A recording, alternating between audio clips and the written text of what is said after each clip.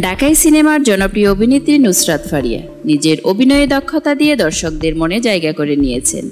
অভিনয়ের পাশাপাশি সামাজিক যোগাযোগ মাধ্যমে বেশ সরব রয়েছে। সম্প্রতি এক পোস্টে নুসরাত ফারিয়া জানান, সত্য কখনো দেরি করে হার মানে না। নুসরাত ফারিয়া পোস্ট দিয়ে লিখেছেন, সময় নিজেই সব বলে দেয়, সত্য কখনো দেরি করে হার মানে না।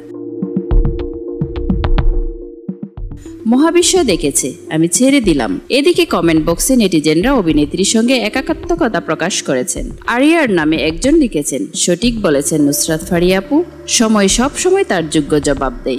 আরেকজনের কথাই, দারুণ কথা, একটু ধৈর্য ধরলে সব পাওয়া যায়।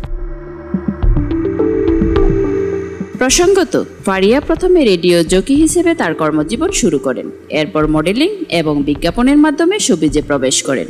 2015 সালে তিনি তার প্রথম চলচ্চিত্র আশিকি দিয়ে চলচ্চিত্রে আত্মপ্রকাশ করেন।